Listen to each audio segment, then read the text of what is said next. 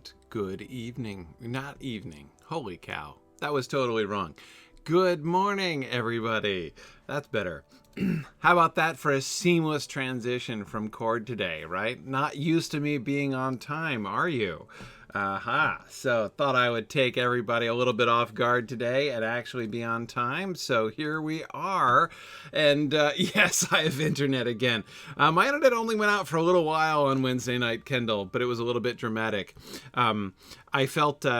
Basically, I totally pulled an Aragorn. So those of you who weren't there on Wednesday evening at the end of my my discussion of the nature of Middle-earth, we were coming. I was like 10 minutes over time, and I was still going because I was like, one more slide. I want to finish talking about this, and then my internet blipped out, and so I was like. I totally pulled an Aragorn and was like, I shall take this as a sign that I'm supposed to stop now.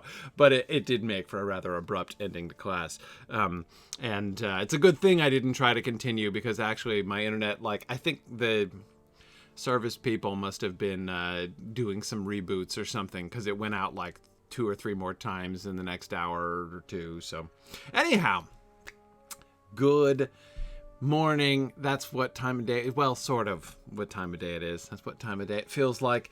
And we are back. I'm joined as always by my friend Gryfflet, who has been patiently chaperoning here like he promised Lady Rosfin he would. As you can see, Lady Rosfin, who was finally prevailed upon to come down and hang out with Malthellam, is keeping her distance and turning her back to him, which just her body language kind of says everything about how she feels about the situation.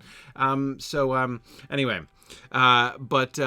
Gryfflet is helping because, promised he would. So, but anyway, I think she can manage for a little while now. Because didn't it strike anybody else that Malthellam was like a little too intense there? I was getting a weird vibe. And like I said, I kind of feel like Lady Rosfin was too. So, okay. Anyway, here we are back in the Blackroot Vale. And first of all, now that it is daylight, I want to go do something. Because I was told that because it was dark, I didn't notice and missed a cool view of the Stone of Erech from a distance, and I want to see that. So I'm just gonna go back up the hill. I'm just gonna go out and come back in again, right? Because I was about to come out and start doing these quests out here anyway. So I will. I was gonna head out of town, so I'll circle back and do the quests, like picking up those arrows I just passed by and fighting that maddened bear I just passed by and all that kind of thing.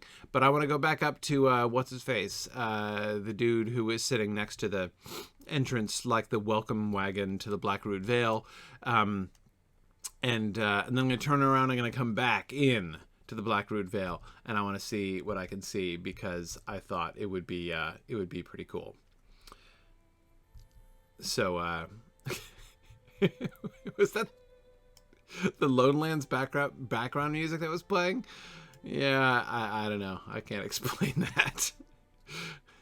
Okay. All right. So here we're pretty close now. Yeah, Coco Captain. The stone appears to be made out of black marble. I don't think the actual composition of the stone is described in the book. Mostly because it's dark when they see it.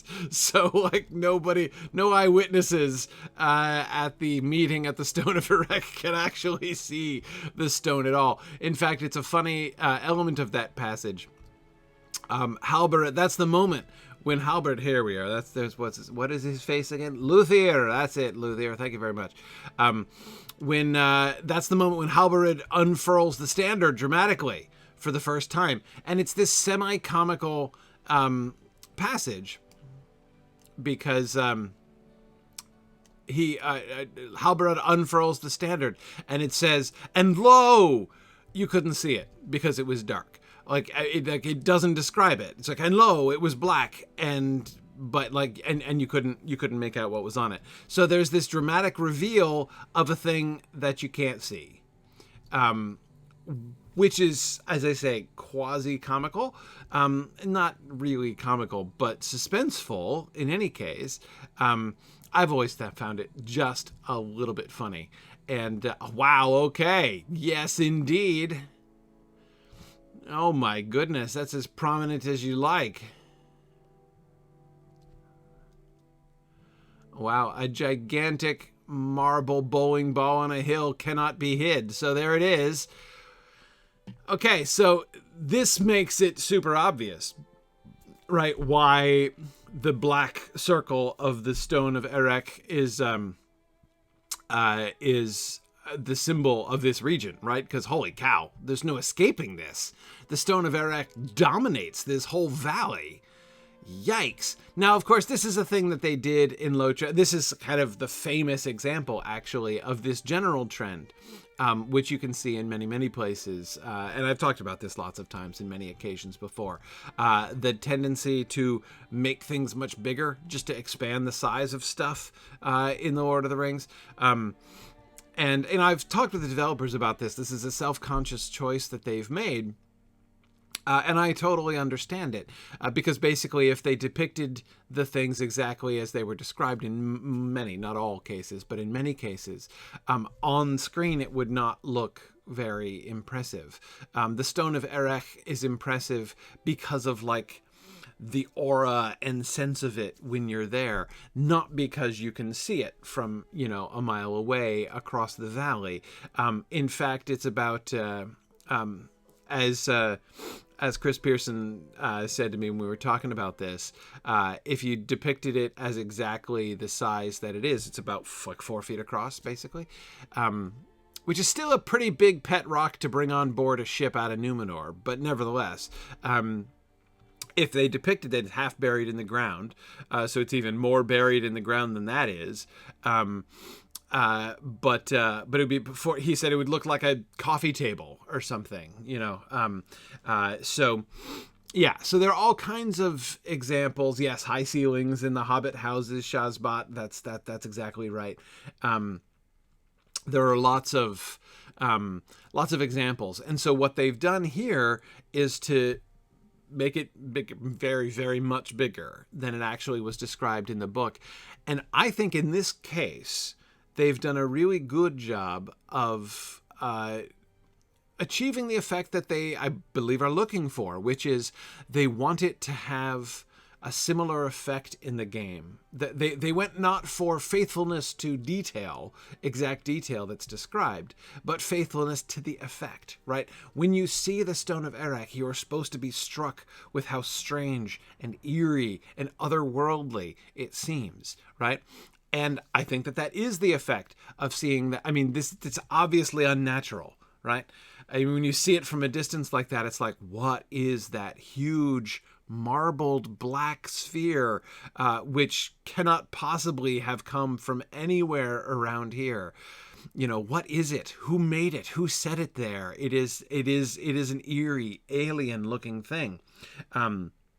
From this vantage point, and so and that's like, there we go, like mission accomplished. That's what they were going for, and I think that they've achieved it. But of course, the downside is that there are, I won't say the downside, I will say the cost of that choice, right? They have achieved that effect, which I think is clearly the primary thing. Oh man, like there it is as we come under it here, right at the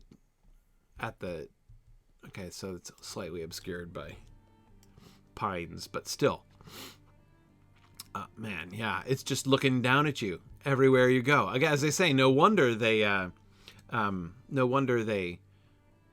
made okay,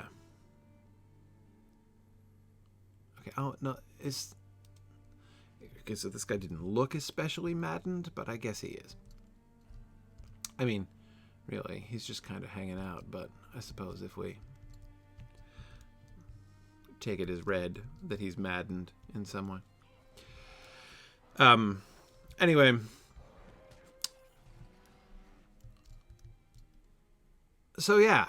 Anyway, I was saying the cost. The cost of it is, of course, a cost in sort of realism, right? That Ethelod, the question you were just asking, that is the natural one that one, if one pauses to think at all, one cannot help but ask, which is how on earth did they get that thing on a boat, right? I mean, it's almost, I mean, in some ways, I guess you could say it could have a secondary positive effect in that it could perhaps sort of fill you with awe, that you know, kind of imagining how great the ships and shipping of the Númenóreans, you know, must have been. You know, so I suppose it could, you know, have that kind of effect, but...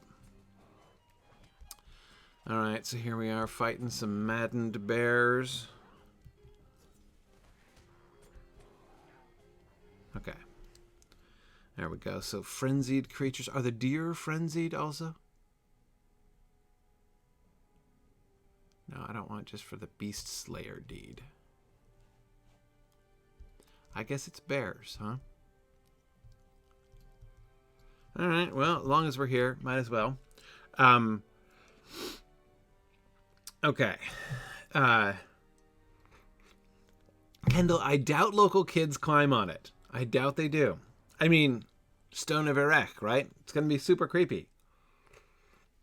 But then again, since apparently local children in Harrowdale go gallivanting into the Paths of the Dead, maybe they do. Maybe they do. Okay. Let me, while I'm slaying bears, is a perfect opportunity to answer some lore questions, which I haven't been able to do for a while because so much new content to talk about as we've been going through, and less mindless combat. So let us see.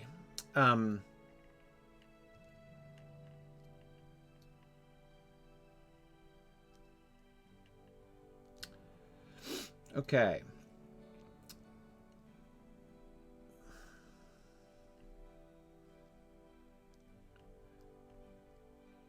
So many questions.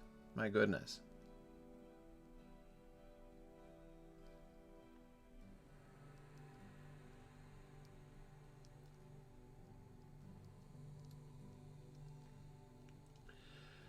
Okay.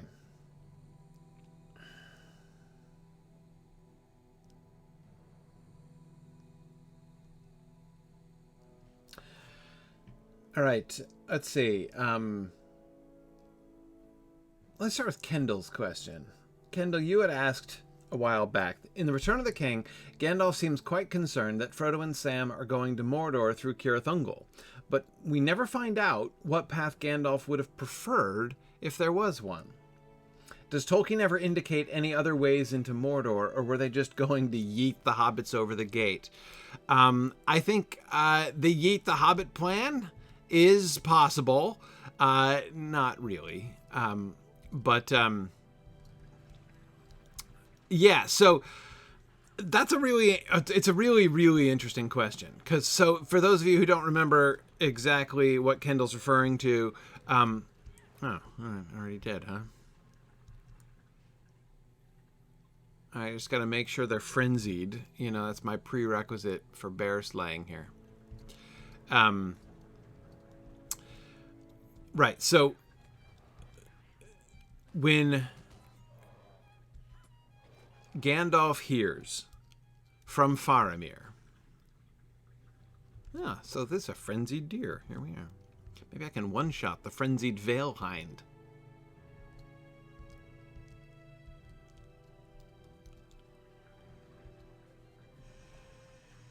Now, frenzied Vale Hind is prepared to open a can on me here. Oh, phew. Okay. Oh, look out! Oh, no! Oh, here comes the backup.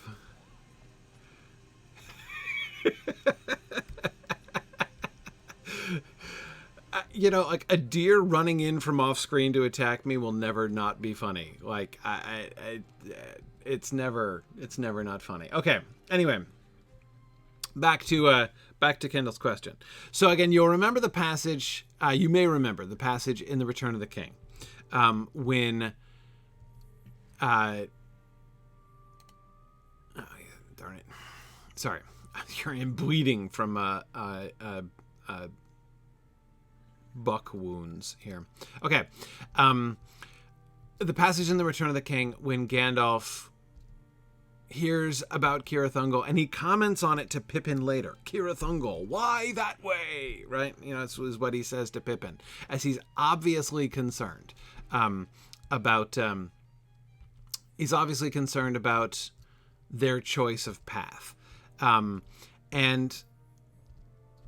so it does really raise the excellent question, one which I had often asked before. That is like it was something I had thought about. Like when I was, it was a question I remember sort of wondering about, like, when I was a kid reading The Lord of the Rings, like what was Gandalf, what was plan A, right? And there's also another moment later on, earlier on rather, when Frodo is saying, like when Frodo is trying to decide at the gate, whether to go with Gollum or not to, right? And he's like, he doesn't know. And, Aragorn also says he doesn't know, like, what plans Gandalf had and stuff. So, I mean, it's like a question that's sort of looming out there, right? It's quite uncertain what the answer is, because we only ever learn of two ways: the Black Gate and Cirith Ungol. And the Black Gate seems like a non-starter. At least Frodo can't figure out how that could possibly work out, right? So, did I just unstealth myself cunningly? Yeah. Here, let me start off by saying why I think Gandalf freaks out in the particular way that he freaks out when he hears about Cirith Ungol. I think it's because the fact that he knows that Cirith Ungol is not a safe way into Mordor. Right? Now, does he know about Shelob exactly? He may. He may know something of it. Don't forget that from what we learned at the Council of Elrond, he and Aragorn were hanging out there in Ithilien for some time when they pursued Gollum and were trying to track him down. We learn that they were like hanging out in Ithilien. Like they spent some time in the greater Cirith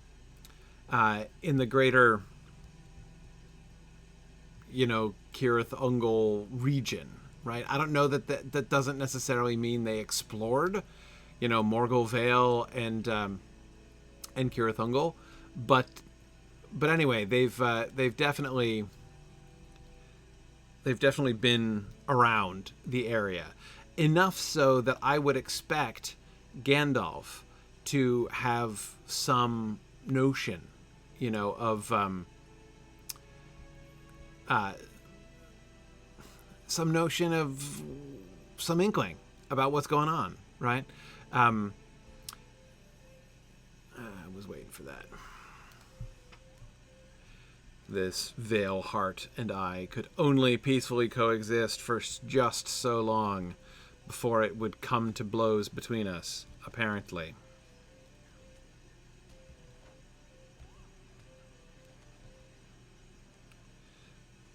Anyway, okay.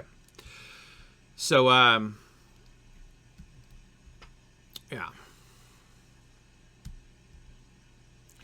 Anyway, so Gandalf must have had a notion, some kind of sense, whether from lore or from his own experience, that Shelob was around.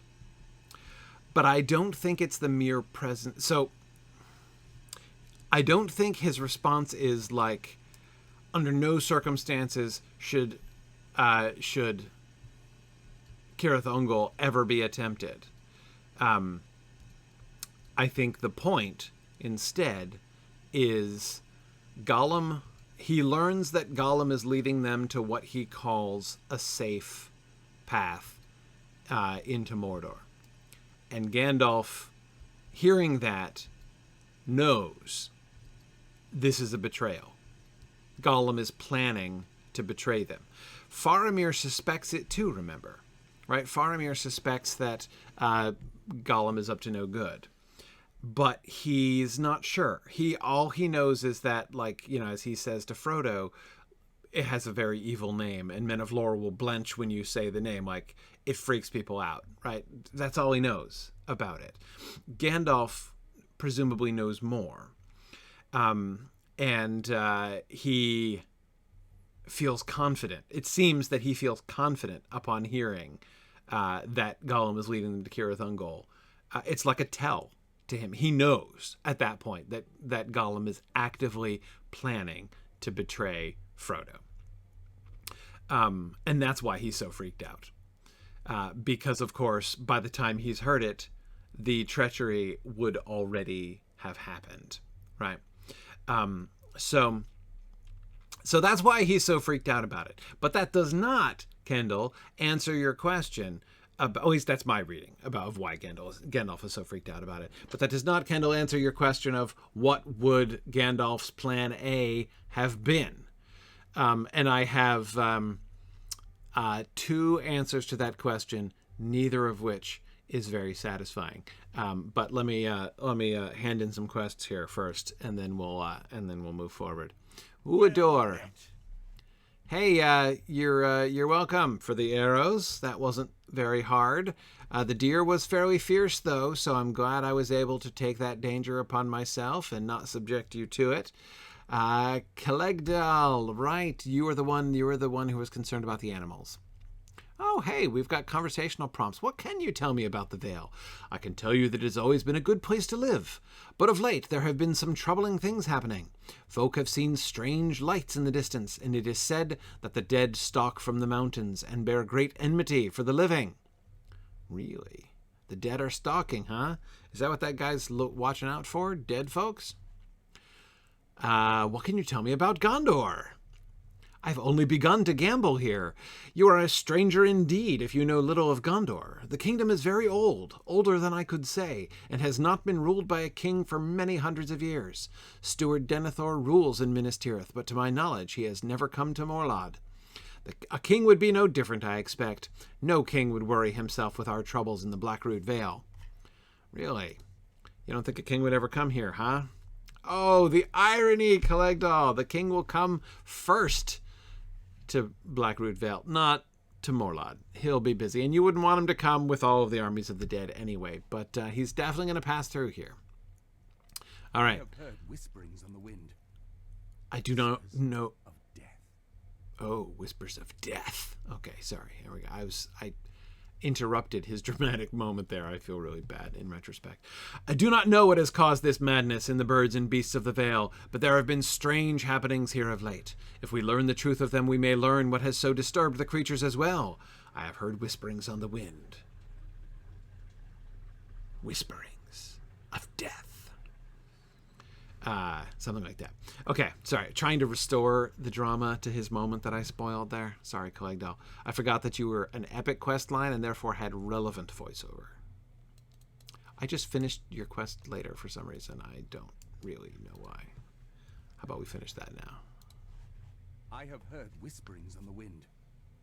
Whispers of death. There we go. Okay, sorry. That was... had the side effect of being able to give him his moment again. The hill of Erech has always been an ill-omened place. Children don't go there to play, do they? Do you want to know what this honest man of Morlod believes? You may think me a fool, but I feel certain that some great evil came out of the mountains and sped with unnatural haste through the vale.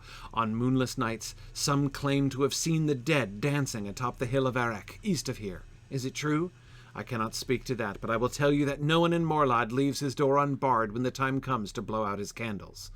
You are more brave than I am, Gryfflet, that much is certain. If you have the stomach for it, a journey to the Hill of Erech might reveal if my suspicion is true. If something did come out of the dark reaches under the mountains, I feel certain that is where it would have gone. It has always been an ill-omened place. Pretty cool. That's a really well-written passage, actually. Really good dialogue there. Strong work, folks. Okay. So I'm supposed to... so that's my quest to go to the summit of the Hill of Erech. So it's an ill-omened place, and you want me to go there to confirm whether there are any dead people dancing there is the quest, presumably. But I think before I go there, I'm going to do... I'm going to do the other side quest. I'm going to go down to the villages and make sure they're okay.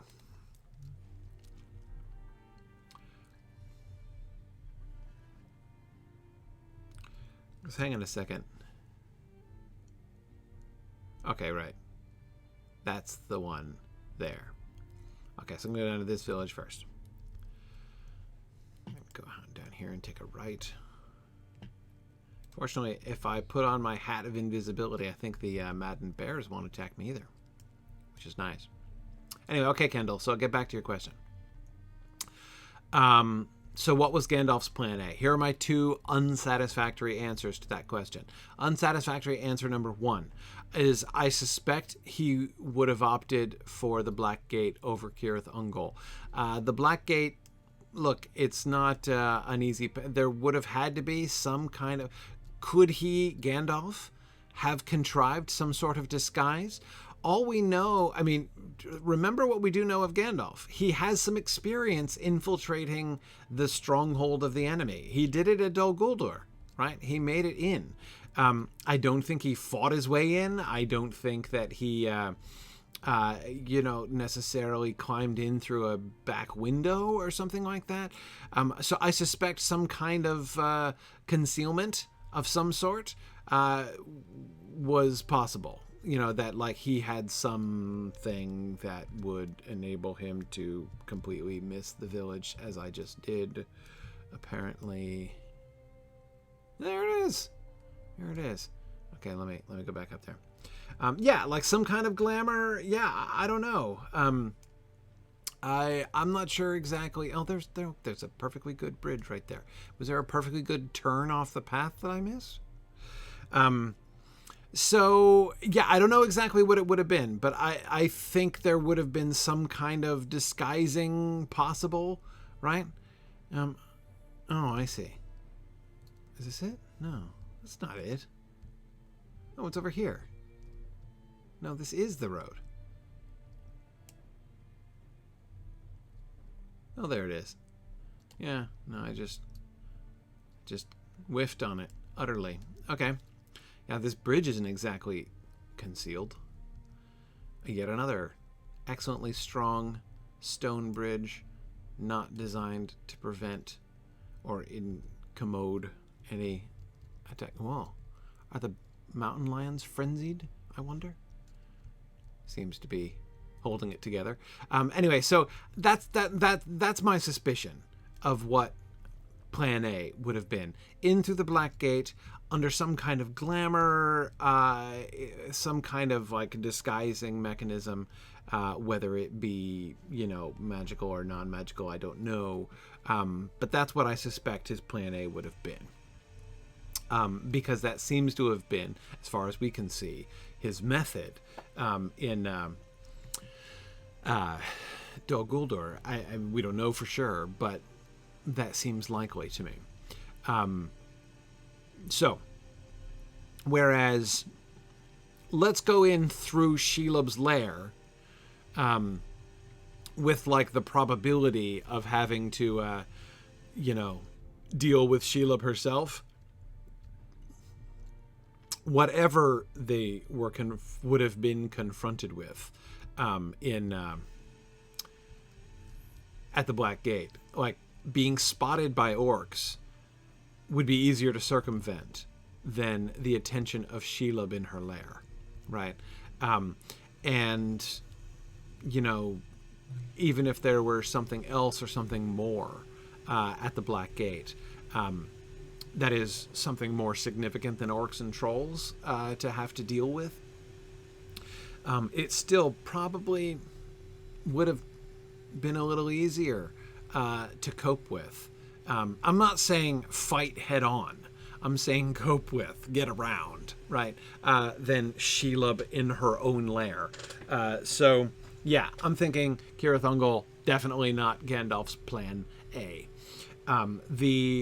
My other unsatisfactory answer, which I'll give before I talk to Calanan here, I'll leave him sort of wondering, Calanan, I mean, why this strange hobbit is staring at him for a couple minutes. My other unsatisfactory answer is I'm not sure Gandalf knew. There seems to be a substantial amount of improvisation going on during the quest for the ring, and I don't think that Gandalf had a plan. Indeed, you may remember Aragorn himself says that he's not sure that Gandalf himself knew what he was going to do yet. So awaiting opportunities provided by Providence seems to be plan A on the quest for the ring. And that seems to have been Gandalf's plan as far as we can see. So I don't know that he had a fully articulated plan for entering Mordor yet, and that he was meaning to wing it. But whatever it was probably not Cirith Ungol. But in any case, even if Gandalf, even in the, to me, unlikely event that Gandalf had been planning to try to sneak in through Shelob's lair, he would, I think that he still was disturbed by the fact that it would seem to him clear that Gollum was actually planning to deliver them to Shelob for dinner. So, yeah, Kendall, that does seem like Gandalf's MO, doesn't it? So, anyway, and yes, Little Redhead 42, waiting for Providence and winging it would also explain why he didn't let everyone else in on the plan. Exactly. You know how sometimes they'll keep the plan a secret because, so that you can't reveal, like you can't betray up, under torture, a plan that you don't know, right? So if some member of the company is captured, if they don't know what the plan is, well, nobody can reveal a plan that nobody knows, right? If there is no plan, then the plan is most secret, right? That is the maximum level of security you can possibly have, is not even forming a plan at all, right? We need to keep yourself on a need-to-know basis. Then, indeed, the plan is perfectly safe. All right. Sorry, Calanan. I love their hats in Gondor. These, Renaissance Italian hats that they have. Really fun.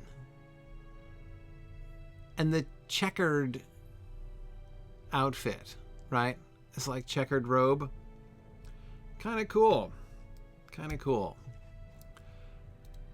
Gondor needs your aid. Welcome to Alagrant.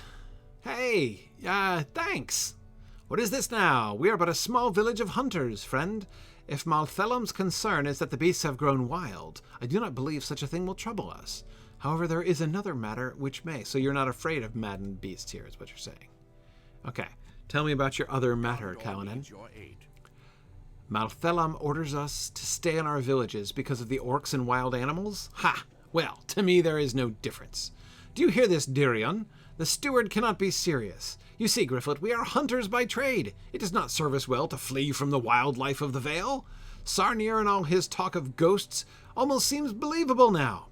Well, now, if you're stuck here, you might as well get to know us, traveler. It'll certainly provide us something to do. Okay, but what about the orcs, Calanan? Do you have a plan for the orcs as well? I mean, maybe you'll be hunters of orcs, too. I feel like this woman is trying to tell me something. She keeps coming up to me and then walking away. But, talk to Dirion. Okay. He's right here.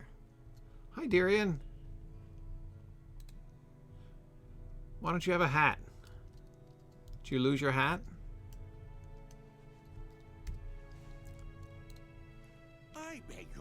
pardon? What is the meaning of this? I am quite capable of looking after myself, despite what the steward might think. I shall remain in town, but do not expect me to do so quietly. You know, remain in town noisily? If Malthellam were here in your place, I would not be so polite. Dude, I'm not here just like trying to quarantine you or something. I beg your pardon. So I am to feign terror simply because you bring Malthellam's word to us. No, man, it's fine. There is no need for us to travel north, much less remain confined to Alagrant. We are a hardy folk, and familiar with the dangers of these lands. I wish to continue my daily hunting, but if that is not to be the case, I expect something from you in return. Could one as mighty as you stoop to baiting my traps outside town? Given how dangerous the Vale is said to be now, surely you must be the only one among us who is up to the task. Okay, Captain Sarcasm.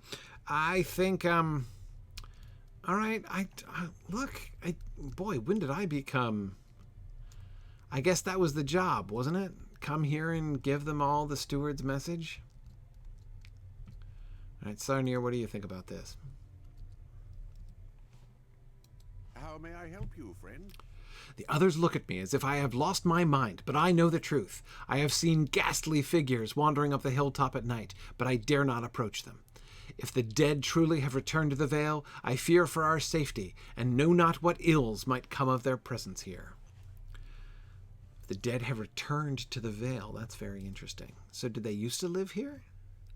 These are troublesome times indeed. I worry greatly for the Vale. I know not what drives the beasts to such violence, but as of late, their behavior has only grown more cruel. Beasts seem to slay each other not for subsistence, but for the sheer violence they can wreak on the valley floor. Even after spending my life as a hunter, it is horrifying to behold. The beasts have taken to displaying their kills along the road due east. Perhaps if you can get a better look at one of the fallen, we can gain some insight into what is driving them to such madness. All right, forensic investigation of the local fauna. Love it. Can do. Okay, and we've got some bounties, huh? Let's see.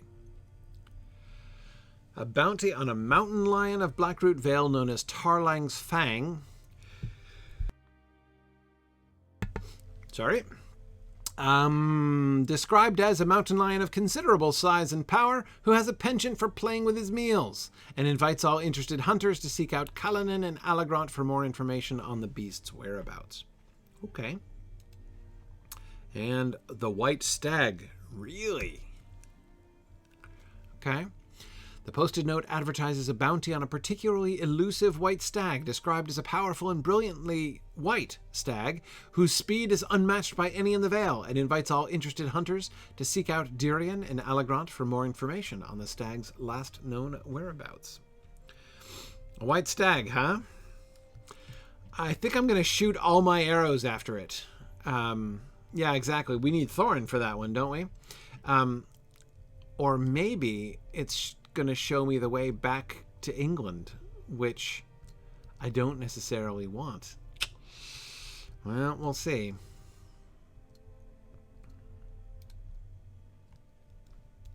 What is the meaning of this? Yikes.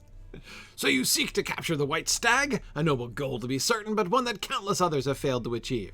You see, nature has not brought forth such a wondrous symbol of Gondor since the white tree, and I can think of no better symbol to hearten the people of the Vale. I would never ask you to harm such a beautiful beast, but perhaps you can capture it. Oh, okay. How am I meant to do that? I have heard such varying accounts of its whereabouts, but it was last seen far to the east and beyond the stone. Good fortune and swift strides, you shall need both. Okay. Capture the white stag. Okay.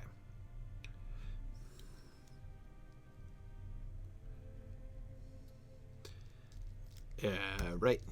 Gondor needs your aid. I did not expect to hear from you on this task. The others have been after Tarlang's Fang for some time now, and all they have returned with are injuries. He is a very elusive quarry despite his old age, let me assure you. He was last spotted in the mountainous hills to the south of the Hill of Erech, but I doubt he has remained there. Okay. So, not actually helpful. What? Oh, this is the the beast slayer deed, right? So look, I'm now an experienced beast slayer. Look at I'm getting all these hides, right? That's of course what happens when you go around slaying maddened beasts, I suppose. Okay. All right. Any other local quests? I don't think so. Oh, look, there's a trap. All right. Let us do another lore question then. It's still early. Look what happens when you start your stream on time. So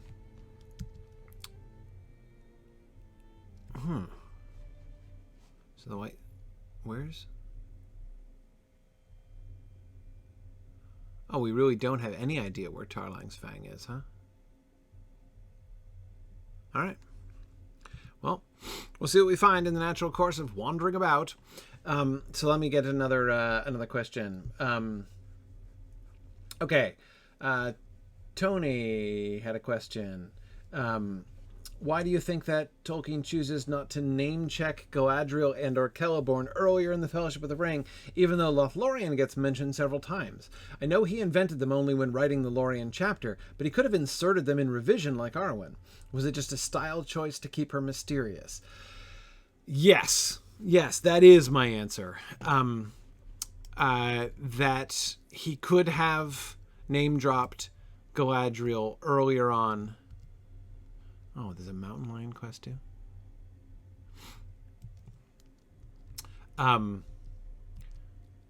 He could have name-dropped Galadriel and or Celeborn earlier on, but he does not do that.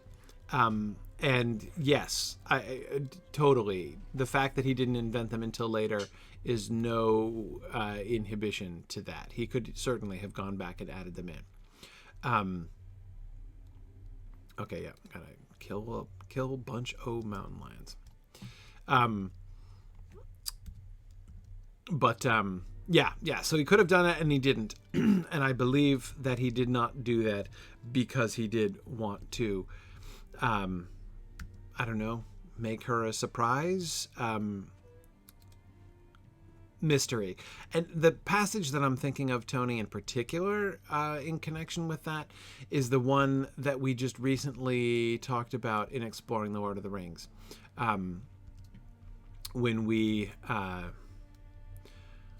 were talking about the journeys of the scouts and looking in particular at the description of the long journey taken by Eladon and Elrohir.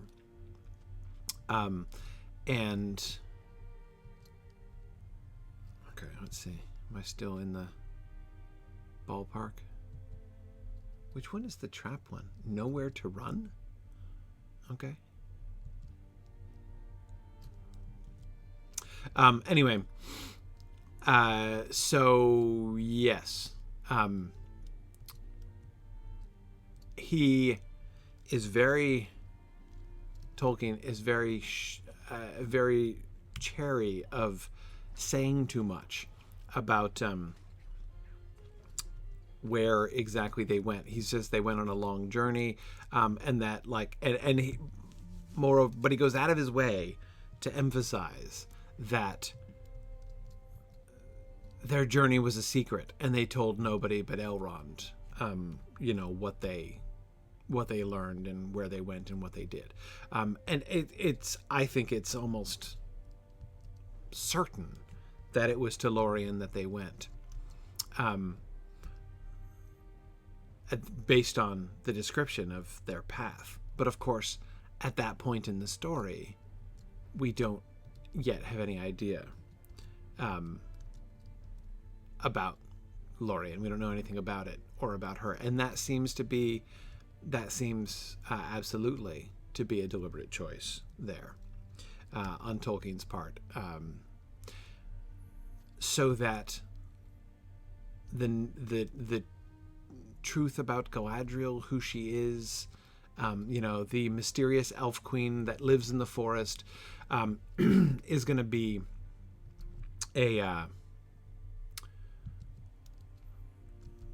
not a secret, not exactly a mystery, but that it needs to kind of hit you at that moment, right? When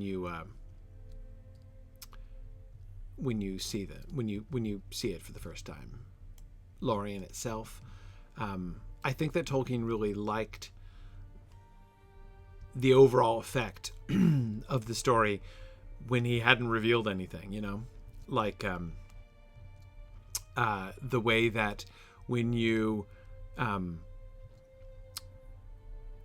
they come up on the edge of the wood and we get Boromir freaking out and Aragorn's statements about it and sort of uncertainties, and then you got the encounter with Haldir and his brothers. So I'm trying to do my forensic search, but it's not really working. I guess because it was supposed to be along the road, wasn't it? I guess I'll just keep looking. Maybe it's further down this way along the road. Anyway, I the way that and then of course being brought before the lady and also Celeborn. I think that reveal is part of the experience, because this is an important moment. It is a crossing into fairy, which, as we know from reading all of the rest of Tolkien's works, is a big deal in his imagination, right? So, okay, so when they said along the road, they didn't mean it, I guess.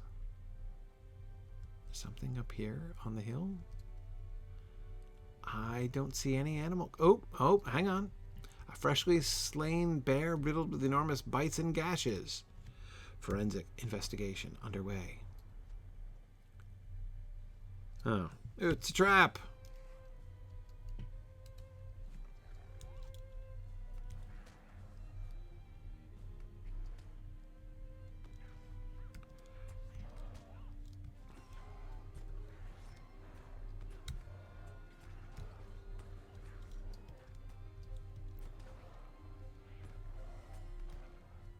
Okay. I should pay attention here. As ginormous, a brace of ginormous bear. Oh look, I accidentally killed the other bear while I was killing the first bear. Alright, well that went reasonably well. Okay. Yeah, thanks for that, Sarnier. Really appreciate that.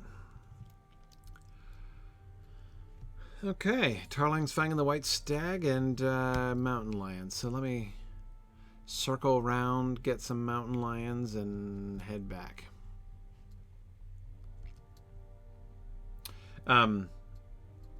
Okay. Good.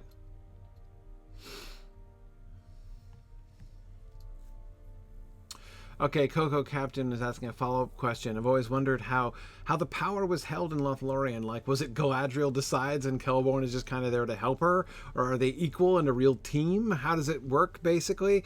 Okay, so Coco Captain, how it works is Galadriel pretty much does everything except she lets Celeborn pretend also to be in charge. I'm just kidding. I like to tease Celeborn because he's an easy mark, honestly, but I should be good because there are no mountain lions around here. No, that's not why I should be good, but yeah, no. So the answer is she calls him Celeborn. Galadriel calls Celeborn the Lord of this land. And I don't see any reason to believe that. Yeah, JJ is suggesting it's kind of like when a parent lets a kid sit on their lap and pretend to drive the car, right? But the parent is actually holding the steering wheel the whole time. It's exactly like that, JJ. No. So she calls him the Lord of the Galadriel, and I think that she's being, I think that she's telling the truth about that. So here's my theory about how it works there, Coco. I think that Celeborn basically is the Lord of Lothlorien. Like, he's the Minister of Internal Affairs in Lothlorien. He is the one who is in charge of the Galothrim and what they do. One of the there's one direct piece of evidence that we have about this, and that is that it is Celeborn rather who leads the armies of the Galothrim when they go forth to war. As we hear that they do in the appendix, we hear that they did that. At the same time as the Battle of the Black Gate, he led the armies of the Galothrim into the battle under the trees, right, and met up with Thranduil in the middle of the forest eventually. So he does seem to be an actual leader of. He does seem to be an actual leader of the Galothrim, leader in battle, and I suspect and believe actual leader in sort of normal life there. I don't think that she runs the the internal matters of the Galothrim. She's obviously revered by them, but I think that she mostly occupies her mind on external matters. She's focused on things like opposition to Sauron, right? Which is just a smidge over Celeborn's pay grade. So is she greater than he is? Yeah, there's no question that she is the one, that her power is superior to his. But that doesn't necessarily mean that she actually, is like wearing the pants in the family, as I often, sort of tease. So that's my sense, anyway, of how the two of them operate. Celeborn rules the realm, Galadriel rules at home. Yeah, Tomas, Celeborn rules the realm, Galadriel rules at home, and like over the rest of the world. Like she's focused on big picture issues, Okay, I got 2 more mountain lions. Still got mountain lions in this direction, vaguely. All right. Seem to be way more mountain lions on this bank of the river than on the other bank of the river, so we'll keep looking over here and then we'll head back into town.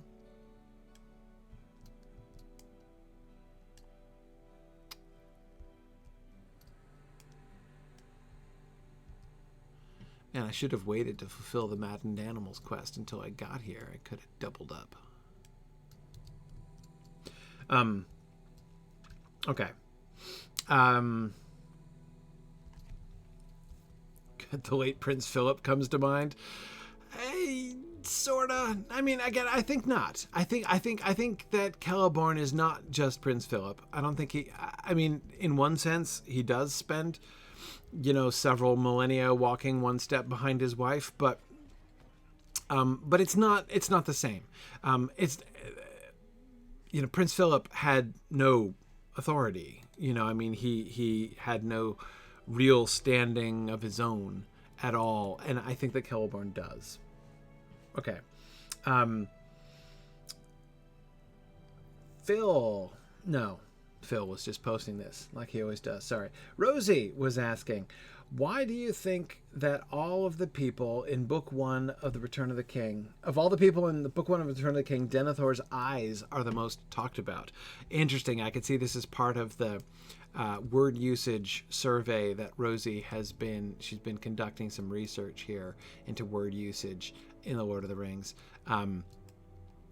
Okay, so his eyes are mentioned more. Oh, look at that. There's Stone of Erech off in every angle. You can say, as I said, completely dominates the area. Here's another mountain lion. Okay, so that I think there's a clear answer to that question, and that is, oh, right, nice. I've defeated many mountain lions. Hooray! Woo, closing in on level 99 is Gryfflet. I'm going to have to cap him again soon. Okay. there's a clear answer to this question, I believe.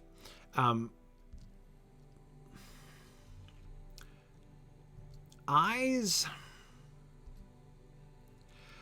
Okay, so Egarthur, it is true that eyes are the window to the soul, but here I am going around the town. But in the case of Tolkien's world,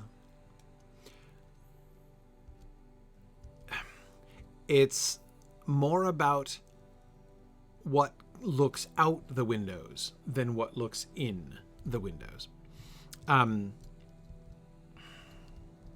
Let me hand in my quests, and then I'll explain what I mean. Gondor. The bears are devouring their own? What would drive them to do that? I only have one thought as to what, but I do not wish it to be true. What, dead people? Ooh, boots of the White Mountains! Hooray! Not a huge upgrade, honestly. Kind of a downgrade. But I can still equip them cosmetically. Yeah, so not as good as the ones I'm wearing. Okay, hang on a second, Sarnir. Because I'm so keen to get my and my new Gondorian cosmetics here. Let's sort this out. Okay. Wait, what was this? Enhancement runes level 86? Where on earth did those come from?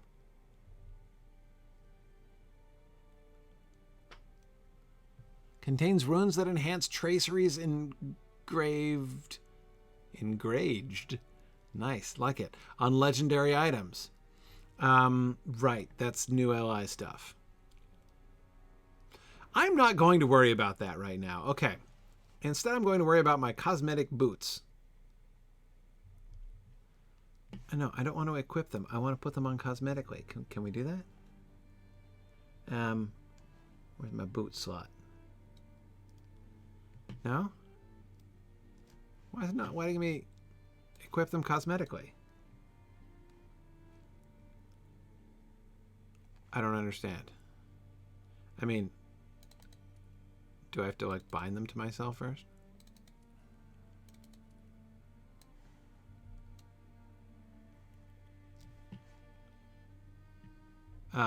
Oh, because I'm looking at my equipment outfit. That's why.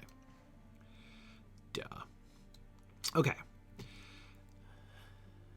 The little wearing thing. I've often done this actually with the cosmetic panel, where the outline of the outfit and the wearing thing, like I'll see the wearing tag and I think that that's what I'm looking at, right? Because it looks like it's selected. That often confuses me. Okay, sorry. Here we are. So I want to. Can I zoom in on my feet?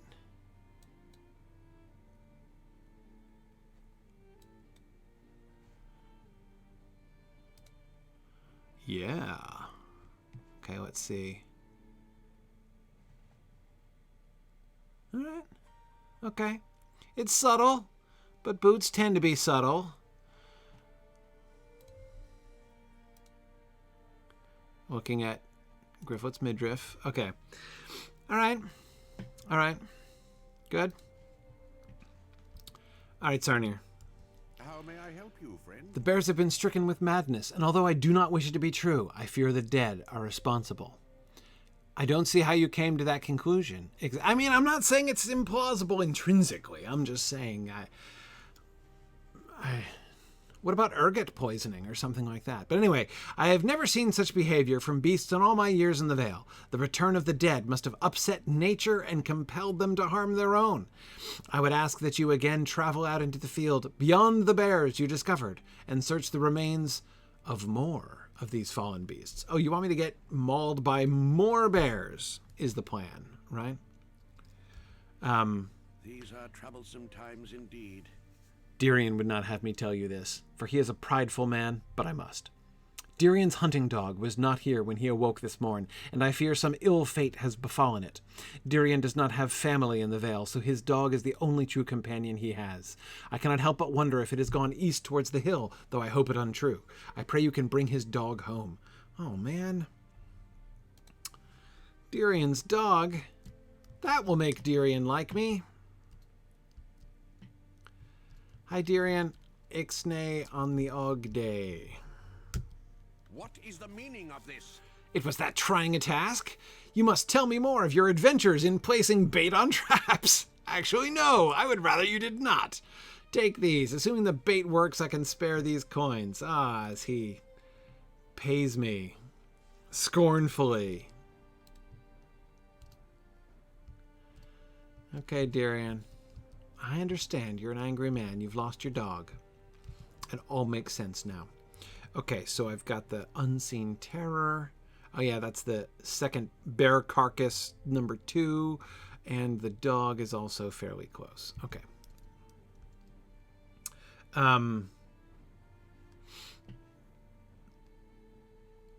right. So, what was I talking about? Galadriel. Oh, Denethor's eyes. Eyes, the windows of the soul. As I said, it works the other way around in Tolkien. So, some of you may have heard me talk about this before, but when the way that they understood vision to operate in the Middle Ages, when we think of vision, no, this isn't quite true. We have studied the eyes and we know how vision operates. We know that light comes into our eyes and strikes our retinas, and the pattern that is made on the retinas is transferred to the brain in a really complicated way that I know I don't understand. And that, the result of that is like vision, right? Us seeing what there is to see. In other words, oh, here we go.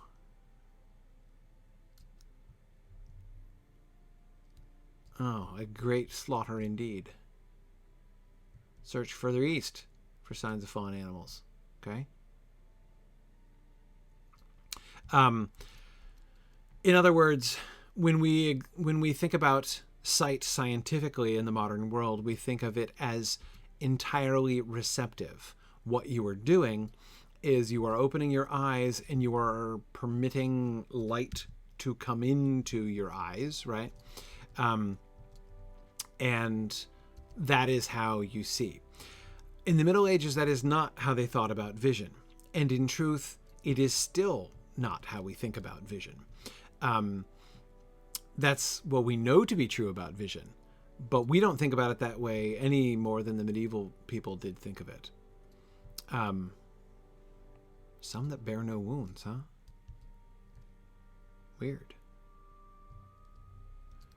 Hang on, isn't the dog somewhere around here?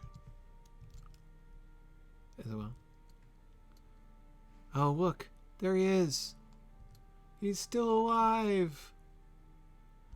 Undigested by bears. Whoa. Still having my mouse issues. You have found Dirian's dog, wandering the fields of Blackroot Vale alone. The air is chilled since your arrival, and the dog looks visibly distressed, gnashing his teeth and growling. Before you can even begin to discover what has disturbed him, the dead rush forth. Where?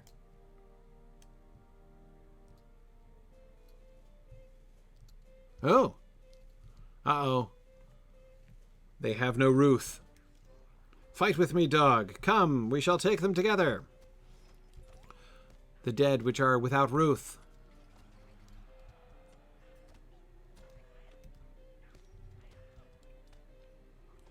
Okay, so I was talking about eyes. In the Middle Ages, here's how they believed sight worked. They believed that sight was like a ray that emerges from your eyes, okay? Oh man, this bear's gonna pile in? That confirms the theory.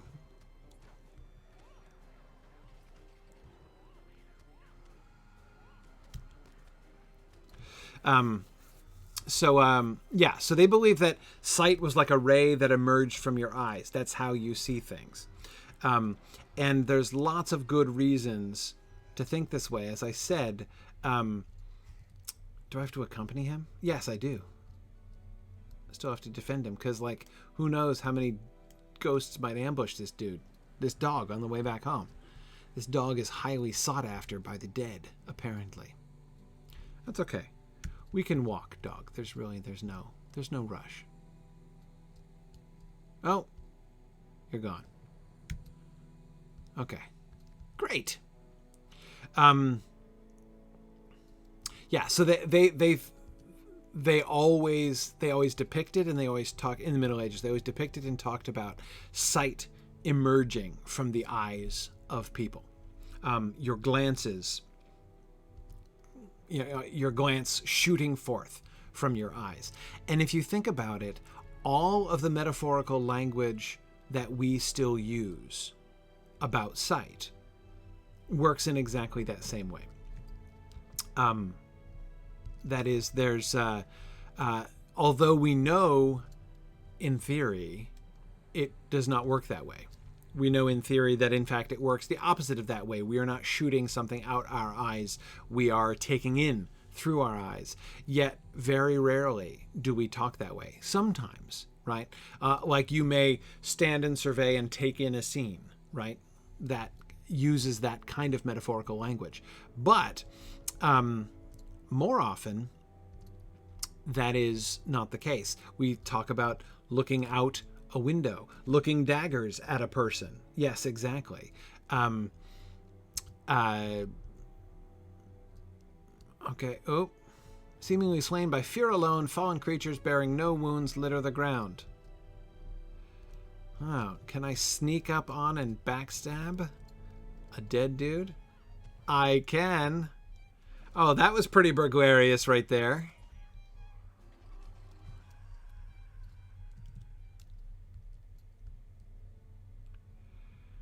All right, these ghosts, I'm cutting them out of the herd and taking them out one by one. When you can sneak up on a ghost, you've really arrived as a burglar.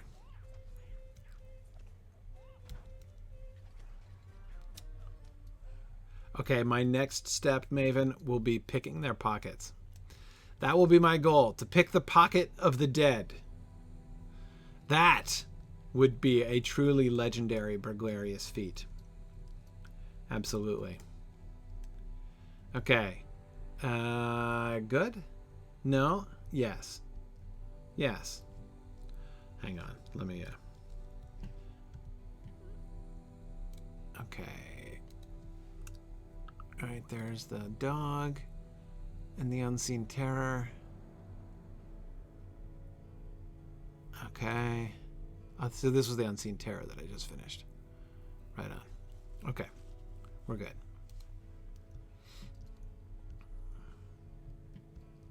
Though since I'm here, at the foot of the Stone of Erech, of the Hill of Erech, maybe I should actually go back and activate this one. Am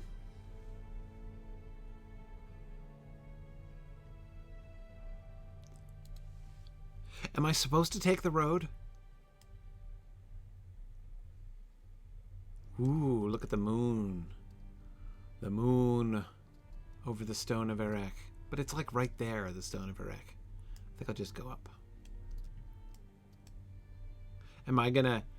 Is there gonna be some kind of like staging thing? Oh, here we go. Here it is. Here's my opportunity. Wait. Here it is. Okay. All right, and... No, I can't. Are you telling me that ghosts don't have pockets? I don't believe it.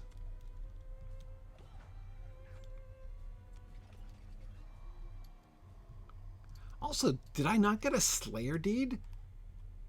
I was sure there would be a Slayer deed for the Ruthless Dead. Oh, I can't get up this side?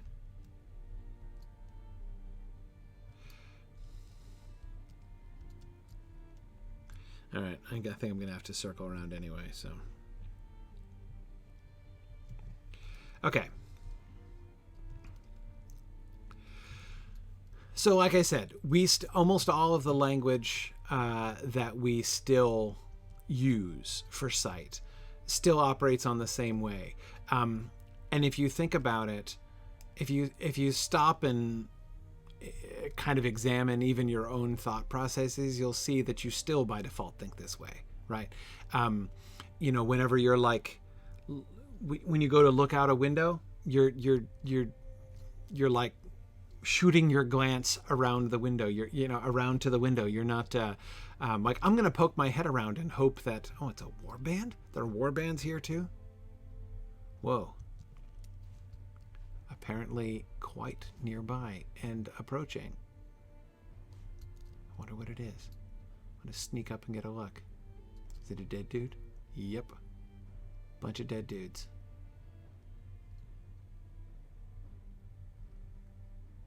Let's avoid them.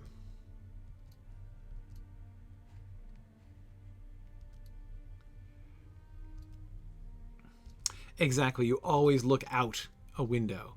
Like, I can't see out, you say, if something is blocking the window, or like if your window is fogged up or something. You don't ever think or say anything like, the light from outside is unable to come through and enter into my eyes. Like, we just don't think that way. Okay. Oh, I'm still not yet to the road. Which, as I say, I might as well approach this, the proper way here. All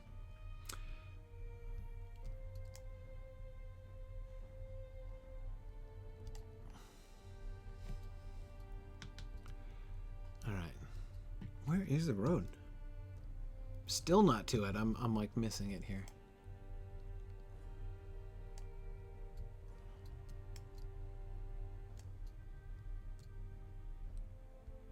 Oh, because it's super steep.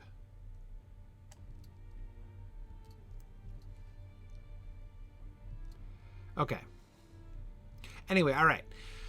My point is, it is very clear in Tolkien that he thinks in the old way. I'm done messing around in the woods here. He thinks in the old ways.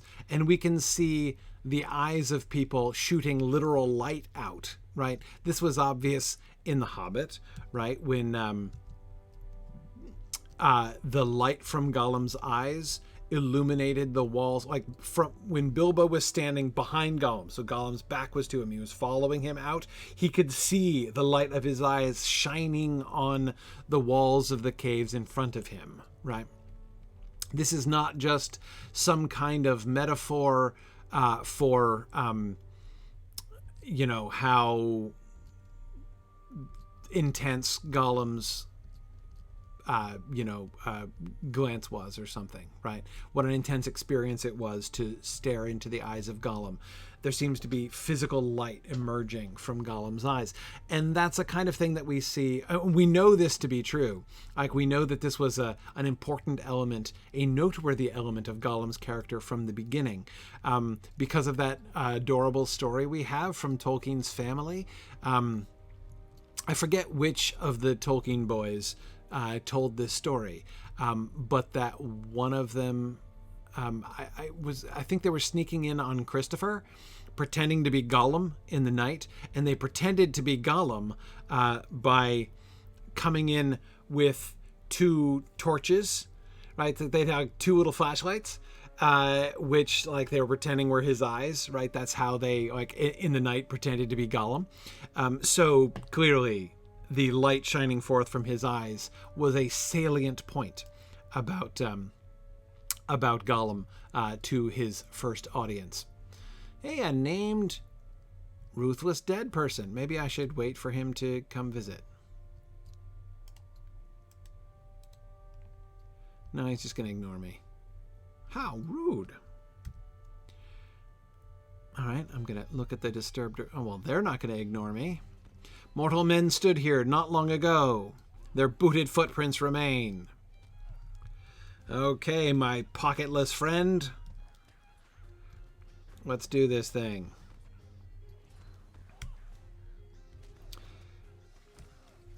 So, Rosie, back to Denethor. Boy, I've got like half the Crabine in the region here after me. Okay.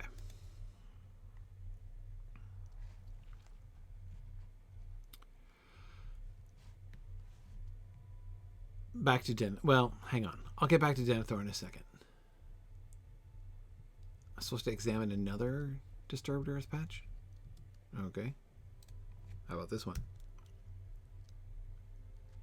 The ground here boasts many small depressions. Men stood here and recently.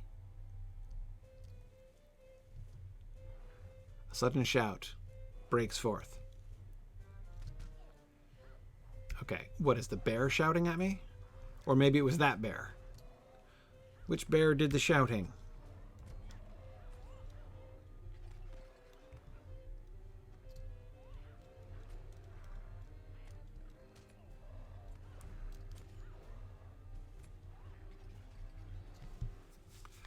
Hi, Nerzus, was that you? You with the very impressive ghostly sword? Now descend the hill and find the man who called out to you, which it was not this dude, apparently. Okay. So some mortal person just called out to me, I guess.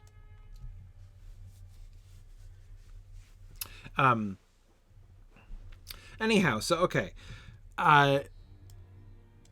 Denethor's gaze is important. The gaze of at several points in the book. It's not only Gollum whose eyes glint. If you do a study of this, of the kind that I know Rosie is doing, you will see many people whose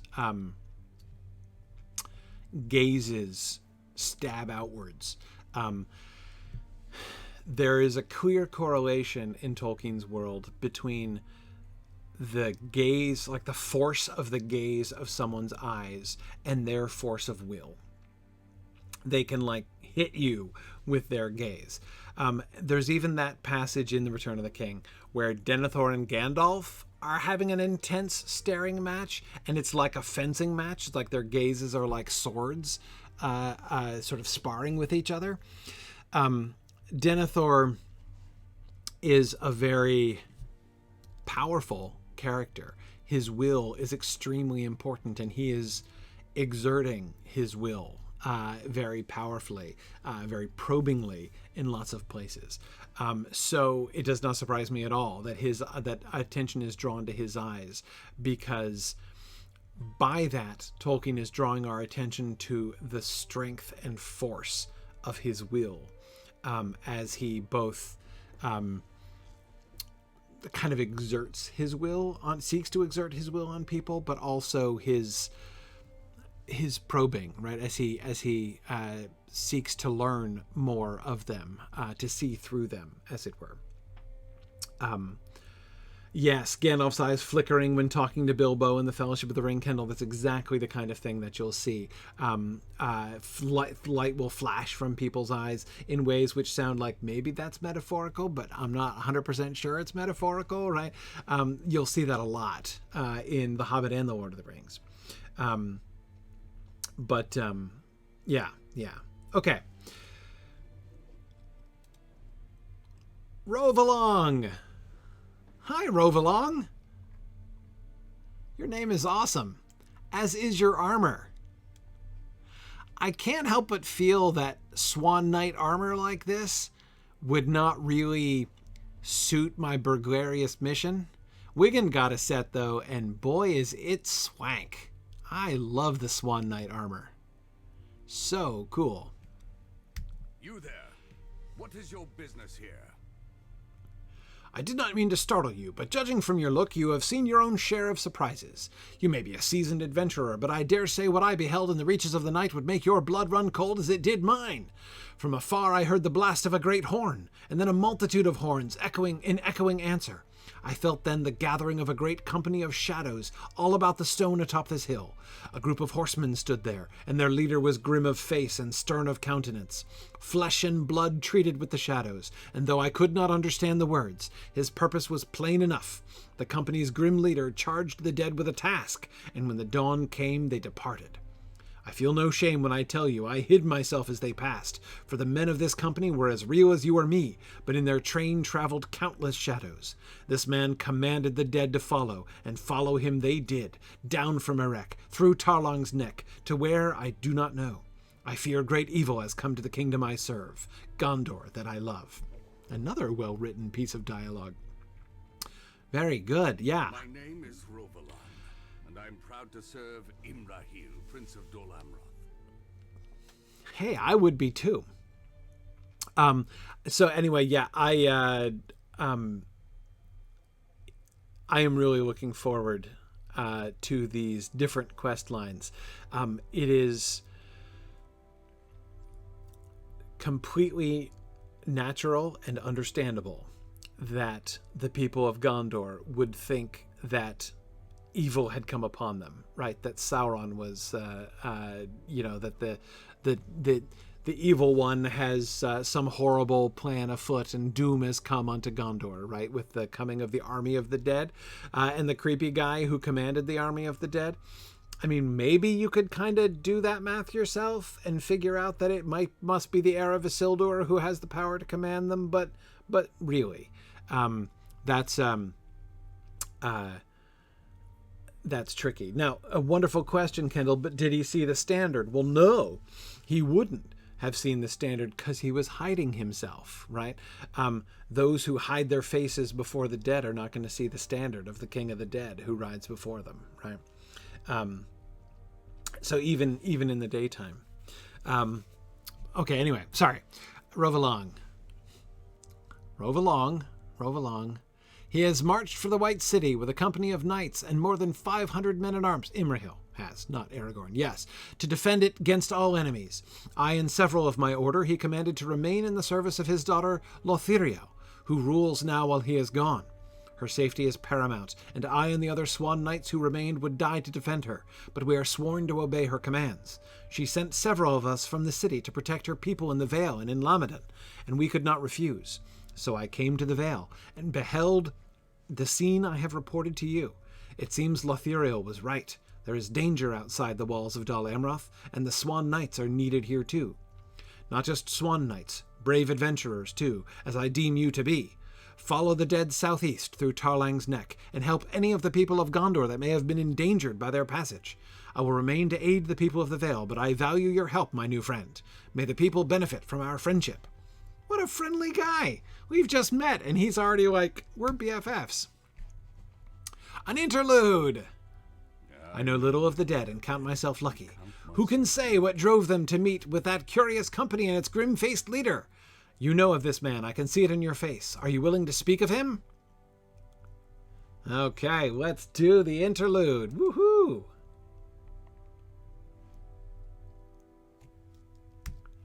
I love me a good interlude, especially a session play interlude. Ooh, I get to be a dead person.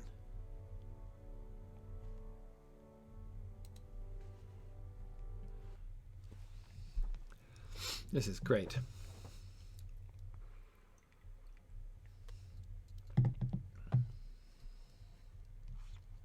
I agree, SDE 15th Harvine, that people know of the dead and some know them as the Oathbreakers, but it honestly doesn't seem like common knowledge that an heir of Isildur would come and make them hold their oath. No, I agree. No I agree. one living could hope to know what moves the dead men have done Harrow. Only one of their kind could know what it means to remain forever cursed.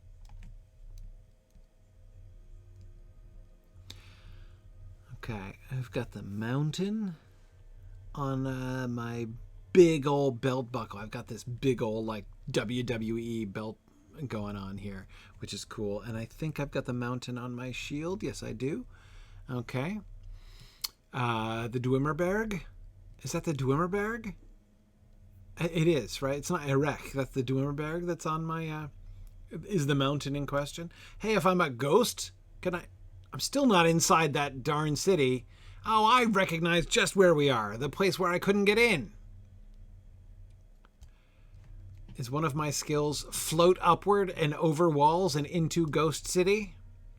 No, my only skill is Loot Calls Memories. Lutkal was a master of the sword and shield in life, but they avail him nothing now. Above all else, he misses the life he lived with his wife and children before the coming of Isildur. So this does nothing. Well, plus 10 hope. Okay. Gives me plus 10 hope, huh? All right.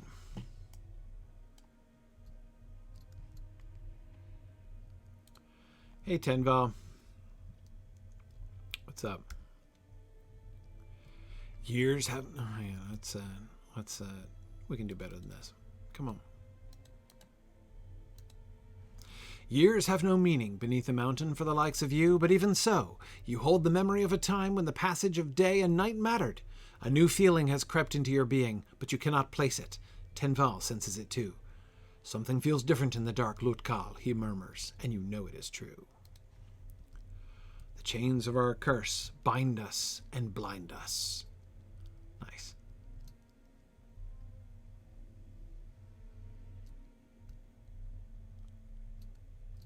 Every moment like every other, until now.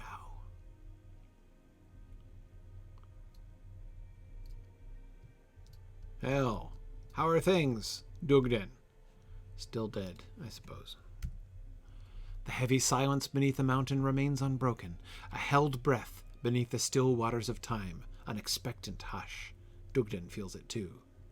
I swore I would never forget this presence, he breathed without error voice, giving thought to the idea that has come to all who now walk the undying paths beneath the mountain. Isildur the Hated has come again to deepen the burden of his curse. Isildur will pay for what he has done to us. We're running. Okay.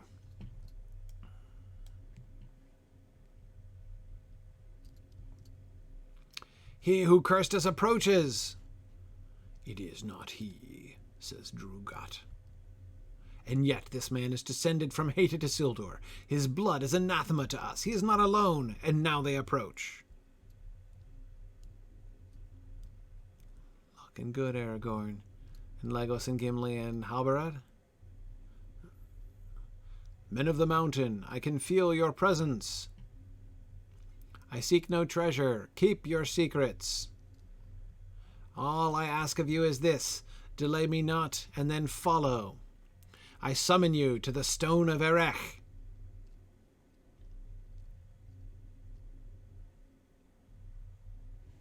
Oh, there's the followers. Still leading our horses, I see. Is there a third wave? Oh, yes there is. Gimli comes last. And oh, there's Eladon, I see. Brothers and sisters, do you know what this means? The heir of Isildur has called for us. He alone can lift the burden of our curse. He will lift no curse.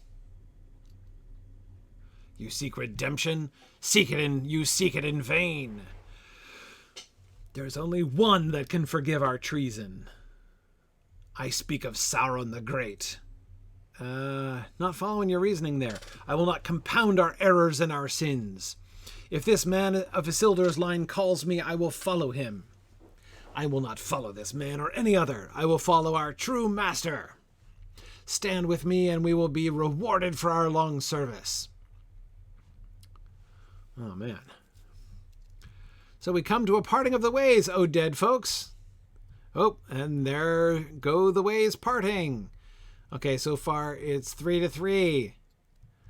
And a whole bunch of undecided folks. Okay, Dugden, what do you think? You knew Dugden long ago, before the two of you succumbed to weakness and fell beneath the heavy weight of the curse of Isildur. His presence is cold. Whoop! Oh, still evenly divided. His presence is cold, but he burns with a fierce agony. What has brought the heir of hated Isildur to this place, Lutkal? Untold years have suffered the curse. We have suffered the curse of his cruel ancestor. Has it not been enough? Dugden's resolve is sudden and frightening. I will cast my lot in with Sauron as we did before. Drugat speaks the truth. Only Sauron will reward us for our service. Only he can banish the chains of our curse. I will follow our true master. We cannot seek forgiveness. We must seek vindication. Yikes. Hey, Tenval, are you going to make a good choice? Choose the right-hand way here. The heavy weight of silence before the coming of the heir has been lifted. Now the darkness is busy with the sighing whispers of the dead. Tenval's gaze is piercing and eager. What moved the heir of Isildur to come beneath the mountain, Lutgal? Has he forgiven us our treason? I will follow him to Erech, and whither then? I cannot see it, but I care not. I desire forgiveness, Lutgal. My debt is very great. Good choice, Tenval. Okay. I am totally following Aragorn. Absolutely. I'm with you, Tenval. Let us seek forgiveness. Whoop. My lot has been cast. Your path decided. Because I totally wanted to see this scene. Oathbreakers, tell me why you have come. We have come to fulfill our oath and to have peace. Your hour has come. Hang on a second. I'm dancing on the hilltop. I go now to Pelargir upon Anduin, and you will follow after me. When this land is free of the servants of Sauron, I will hold your oath fulfilled.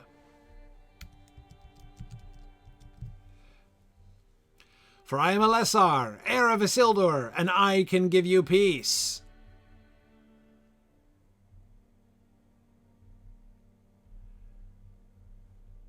I had to retroactively, Servant of Gilgalad. Oh, that's interesting. Man of the North and Servant of Gilgalad. I almost missed the floaty names there. And dwarf, yeah. Nice. So the dead were dancing on the hilltop the other evening. They were right in Morlod.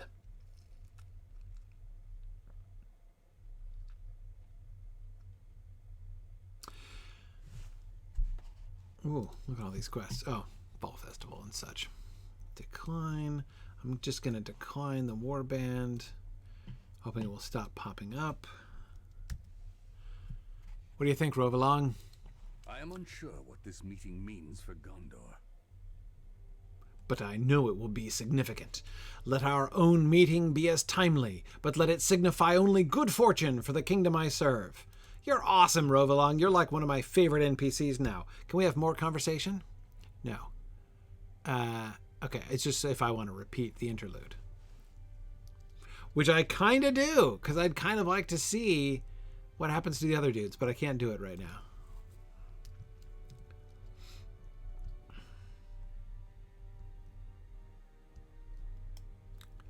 Okay.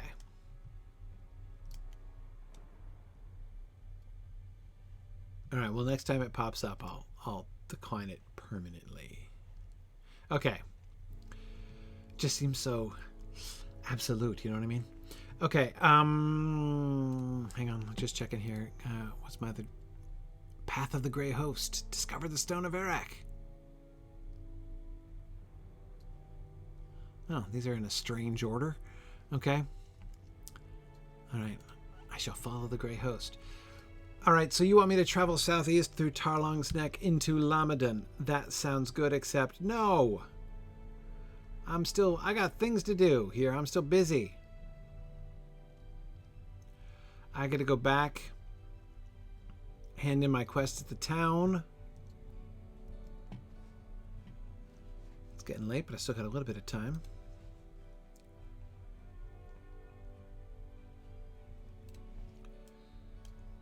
Till next time, rove along.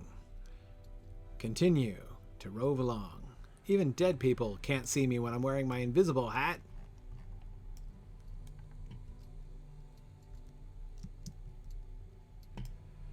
Okay.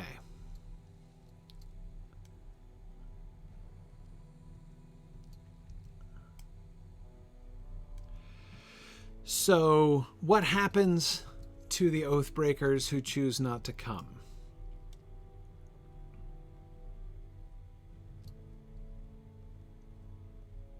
No idea. No idea. Do I think that they would be, that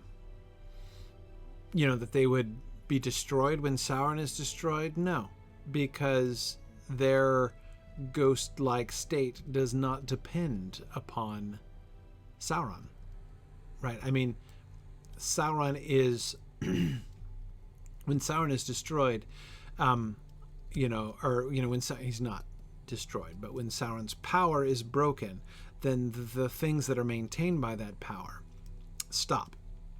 That's why the Ringwraiths are destroyed, because they are maintained by his power, and by the power of the ring, of course. But they and their rings are destroyed when when the One Ring is destroyed. So that all makes sense. But these guys, nope, they have nothing to do with Sauron. They served Sauron, but they do not derive their power from Sauron. Back to Alagrant, whose name I forgot. Okay, here we are. Sarnir, I did some investigations. It was the ghosts. How may I help you, friend? They bore no wounds, and the dead appeared. I cannot think of any other cause but the fear of the dead that brought these beasts to their end. What will become of our people if the dead remain in the Vale? Will fear claim us as well? I worry greatly for us all, Gryfflet, and soon Malthellam must be told of this. Okay, I will tell him. But first, let me make sure the dog made it back. Yay! Dog is here! Why do you interrupt me? The dead tried to take him from me? I am sorry for how I treated you earlier, my friend. It gladdens me that my companion can join me on many more hunts, but I hope to keep him from wandering off again. You have my truest thanks. Excellent, Dirian. I am so glad that we made friends. I was hoping saving your dog would help. These are troublesome times indeed. I am thankful that Dirian's dog is safe, but these tidings trouble me greatly. Your aid has been invaluable, but I fear you have done all you can for us here. Okay, some sturdy earrings of the White Mountains, though, would be handy. Why are those white ones? Polished earrings? No. Gleaming earrings. Yes. Gleaming earrings it is.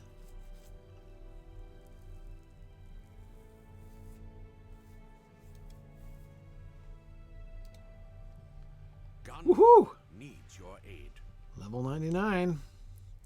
This unsettles me greatly. The dead have never ventured so far from the hill before, and I fear this is only the beginning of our troubles with them. I do not know what that cursed lot hope to accomplish, but I doubt it a boon to our people. If you are passing through to Sardol, as you said, please speak to my sister, Melian of the dead. Oh, speak to Melian, my sister. Speak about the dead people to Melian, your sister. It sounded like you were saying, my sister Melian the dead, like that was her title or something. I'm going to say, what are you trying to say, dude? I can only hope that they have not wandered so far away from their paths, or I fear something far worse than orcs will befall the Vale. Okay.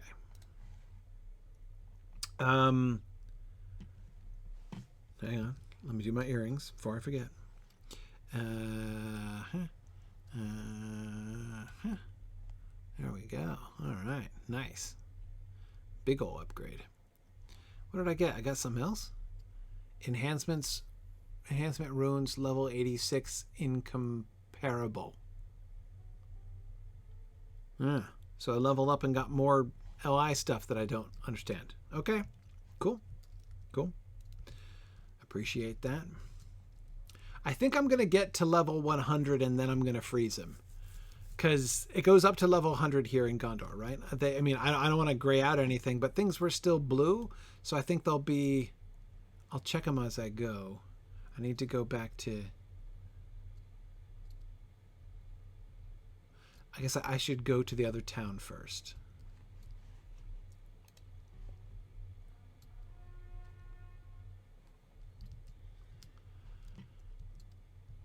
But I would think that the beasts would still be green at the worst. Certainly not going to be grayed out. Because everything here is between level like 96 and 100, right? Yeah, they're still light blue. I'm good. Yeah, they're level 96, so I'm only 3 levels up. Gryfflet is quite comfortable being 3 levels up. Since, as I must keep reminding myself, he's not actually a guardian. Okay. But of course, with his recent antics, Wigand has now pulled way back ahead of Gryfflet in levels. Wigand is now, what, 114? I think he is, 113 or 14? And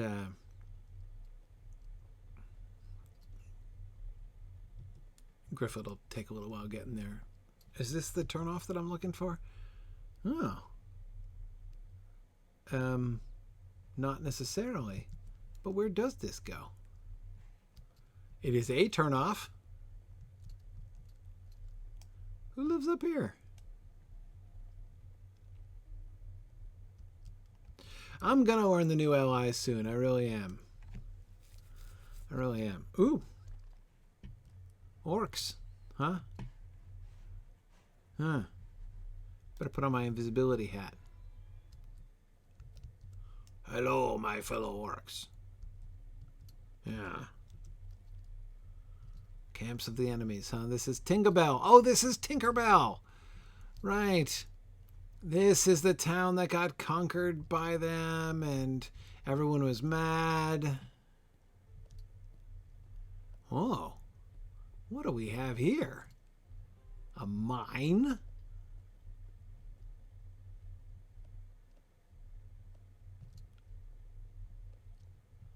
Whoa. Kind of weird to have this huge, elaborate mine system and then just a rough hole in the ground. Hole in the wall, like I would have thought there would be. Look a little bit more. Okay. Right, so we have it's the dead worshipping orcs, right? So they've come from that side, not from the south. Interesting. Interesting. So they came, what, over the mountains?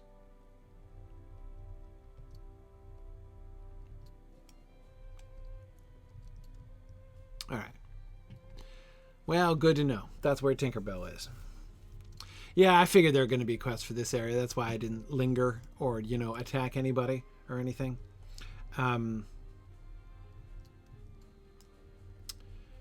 Okay. Man, I've still got time. I'm telling you, there's much more time for this stream when I start on time. Or close to on time, but it wasn't my fault. I stopped as soon as Cord was done, didn't I? All right. Here we are. Here we are. This is the town I'm looking for. The one with living humans in it.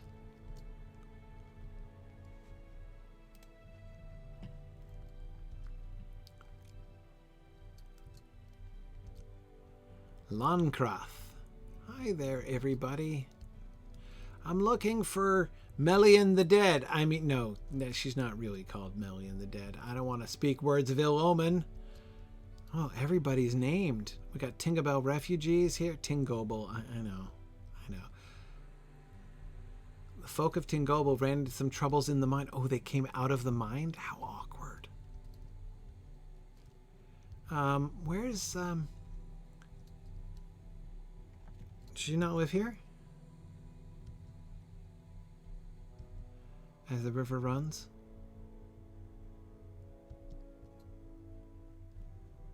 Nobody knows Melian around here? Melian of the pretty name? Husband? Everybody's got a name here. Man. Except you. Walking dude. Where is she? Oh. Not here at all. She's on the complete other side, huh? Well, fine. I thought she was over here. But I guess I'm jumping the gun when it comes to the... I gotta follow the thread here of the region. I'm entering Tarlang's Neck, am I? Let's see. Don't really want to do that, so we're just going to head overland, skirting the northern side of the Hill of Erech. That's my plan. Okay. except I should probably actually head west rather than south. That would be a good place to start. Where's the hill of Erech? Hang on. I gotta get my bearings here. Is this the hill of... Where's the...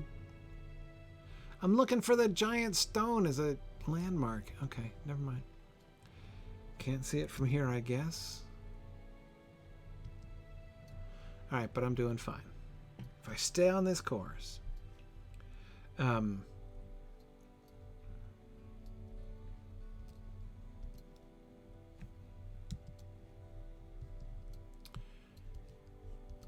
I should come out the other side. Hopefully I won't come up against a cliff, but if I do, I know how to deal with cliffs. Just slide straight down them like that and break your ankle, apparently. That's what happens when you encounter a cliff on your war steed. Okay. All right. Now I know where Sister Million is. Come on, carry on. It's just a broken leg. Get over it. Rub some dirt on it.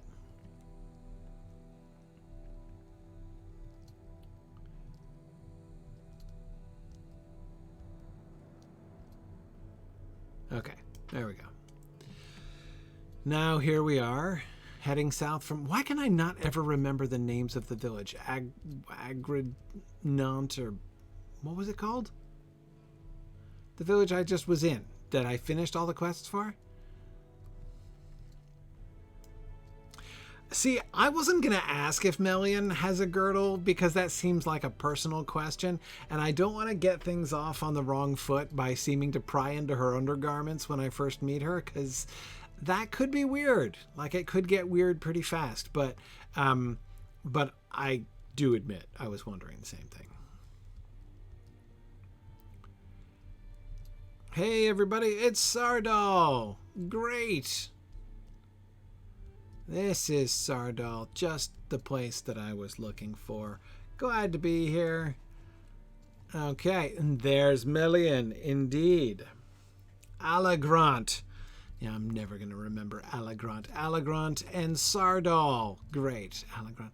Amathon. Amathon. Okay. Melian. Oh, yeah, Melian, you've got one of those fetching hats. Yeah, that's cute. I like it. It looks a little bit less Italian Renaissance on the women than on the men, but it's good. The poofy sleeves. Yep. And Shirley would be proud. Okay. Gondor needs your aid. Malthellam asks us to sequester ourselves and cease our hunts. I fear it shall not be difficult to abide his rule, for you see, the majority of our hunters have gone missing in the past few days. I have heard nothing of the dead traveler, and I hope it stays that way. We have enough problems in Sardol as it stands. Well, that's awkward because I was meant to tell you about the dead. So, and you don't want to hear it. Okay, fine. Amathon. How may I help you, friend? We are in a bind. The last of our hunters to go missing left last night, and he has not returned. He spoke of venturing into the hills to the east where the spiders dwell. Really, but they have grown strangely aggressive as of late. Most of our remaining hunters are now too fearful to journey out of Sardol, and those that would are bound by Malthellam's edict. Since you can move freely through the Vale, I would ask that you search for him in the hills to the east. Be wary of the spiders. Okay. Lingroth, huh? So there's just like random spiders lingering, are there? These are troublesome times indeed. Before you go, I have something else to ask of you. Spiders have long lived under Tarlong's peaks, but we have never seen them in such force until very recently. I am hesitant to suggest this, but if the dead have returned to the Vale, I cannot help but think that they may be involved somehow. You are the mightiest among us, and I would ask that you search Lingroth for anything that could be agitating the spiders, please. I wish to be wrong, but I cannot quiet these thoughts until I know the truth. And in exchange, you're going to give me trousers of the White Mountains. I accept. I accept. In exchange for the promised trousers. Okay, and who else? We've got... Sitharan. Okay, Sitharan. The soldiers of Gondor have all gone to war, and we are left to fend for ourselves. Do you have a moment? I know Amathon has told you of the spiders lurking nearby, but they do not simply lurk, as of late. In the nights they skitter about the town. Despite slaying many of their number the past few days, they have escaped with some of our people. I would ask that you search for their cave and try to bring our people back. It is a sorry way to die. Okay. Yikes, they've been capturing people? Serious spider problems here in Sardol. Okay. They've always lived at peace with the spiders of the mountains. Okay.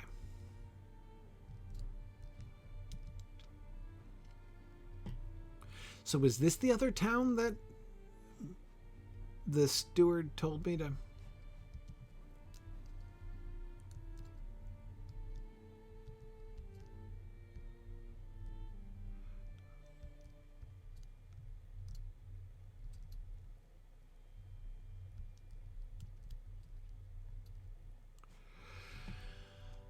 Okay.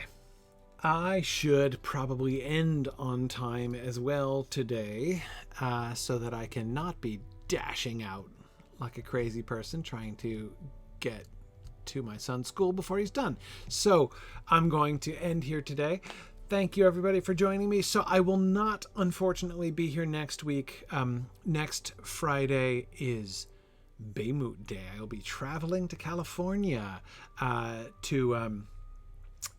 for Baymut. Really excited to get back out to another regional moot, connect with folks. I encourage you, if you would like to join us at Baymut, you can still sign up, signumuniversity.org/events. I would, it would be great. You can join us either physically in Berkeley, California, or you can join us digitally. It is going to be a fully hybrid moot experience. It's going to be a lot of fun. There's going to be a lot of interactive discussion. We're gonna really dig in and have a good time that day. Some really fun presentations, lots of opportunities, not just to sit and listen to other people talk, but to be involved in conversation and discussion as well. So that's going to be a great time next weekend on the 6th of November. So that means that next Friday I will be on an airplane to California at this time. You are maybe a little far away to join us physically, but you can still join us digitally. So I hope you will consider that. We've had now, this is our third regional moot of the year, our third in our new hybrid regional moot series, and they have been awesome. So I hope that you will join us there. Exactly. You get to hang out with Druid's Fire in the Zoom chat, as Druid's Fire is officially our digital moot facilitator at Signum University. So that will be cool. All right. Thank you, everybody. And I will see you in a fortnight. Until then, have a good weekend and a good week in between. See you back in the middle of November, everybody. Bye now.